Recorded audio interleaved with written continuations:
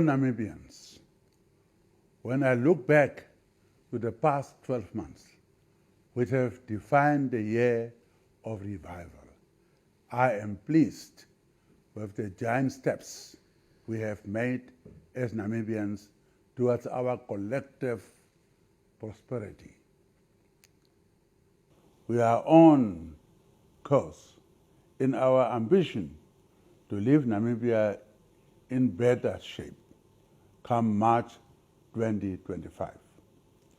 The foundations of the Namibian house have been strengthened. Namibia is on course for a sustainable economic revival.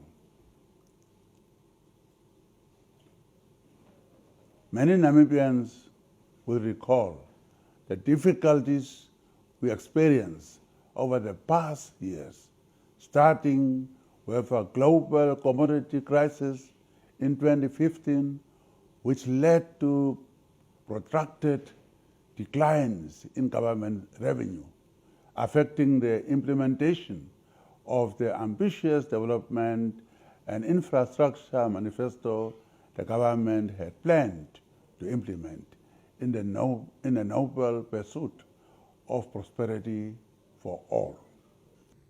Many Namibians will also recall that between 2016 and 2019, the country experienced the most severe droughts to be recorded in Namibian history, forcing government to spend in excess of 3 billion Namibian dollars on drought relief to the affected sectors of our population.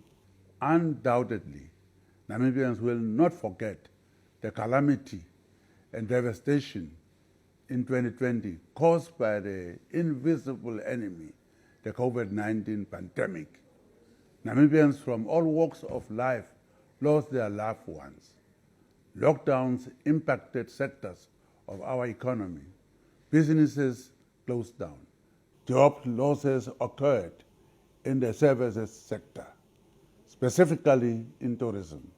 The policies we engineered during the pandemic, the fiscal support government provided to businesses, and cash grants availed to over 500,000 Namibians allowed the most vulnerable Namibians to absorb the COVID-19 shocks.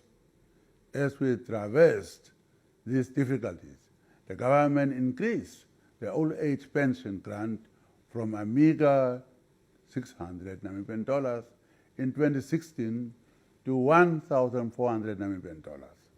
Before I leave office, I hope that the old age pension grant will be increased to 2,000 or maybe even 3,000 Namibian dollars. Food banks, which are now being converted into a conditional basic income grant, were rolled out to all regions of the country, assisting food insecure Namibians in urban and peri-urban areas.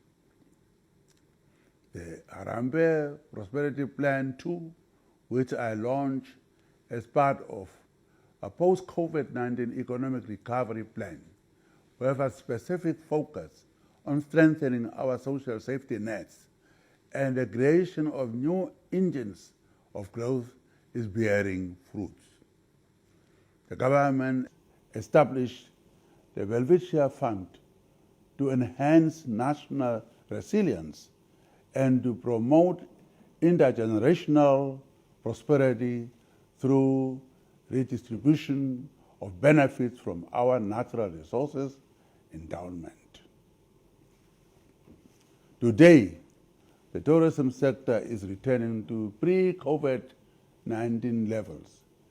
In 2023 alone, 64 cruise liners docked at the port of Walvis Bay, bringing thousands of tourists and revitalizing small businesses in the tourism sector. Due to these efforts, according to the Greenfield Foreign Direct Investment Performance Index, Namibia was ranked first in foreign direct investment in 2022. The GDP growth of 7.2% in the third quarter should give all of us hope and optimism for a future of shared prosperity. 3 years ago, green hydrogen was just a topic of conversation. Today, it is a reality.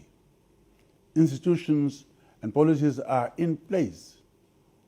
We are deliberate in using the interest in green hydrogen to stimulate other sectors of our economy and new adjacent industries, including logistics, agriculture, and sustainable manufacturing. Namibia's efforts to develop green maritime corridors and to cultivate giant kelp forests, including the production of hot briquetted iron, are but a few examples of adjacent industries that will benefit from our concerted efforts to ensure that Namibia becomes a hub of clean energy and green industries. As we look to 2024 and beyond, it is clear that we are entering a year that promises the delivery of tangible outcomes that have been carefully curated throughout 2023. In 2024, we expect the announcement of concrete outcomes from the intensive offshore drilling of oil. Several uranium mines will reopen and recommence operations. At least 3 pilot projects in green hydrogen space should conclude construction activities. The Walvis Bay Container Terminal concession should become effective, paving the way for increased investment in container traffic for this strategic logistic corridor. On the international front, consistent with our values of peace and justice, we made our contributions towards a peaceful and prosperous region as chair of SADC organ on politics, defense, and security cooperation. I will co-chair with the Chancellor of Germany, Olaf Scholz, the 2024 United Nations Summit for the Future, which represents a pivotal moment for the future of humanity in navigating the challenges of climate change, conflicts, and the technological revolution. No peace-loving human being can ignore the carnage that is waged against Palestinians in Gaza. The war in Gaza is telling that there are 2 types of human beings: those who can be killed like dogs and those who are holy. Fellow Namibians, the successes we have witnessed in a year of revival are solidified by our unity, peace, and stability.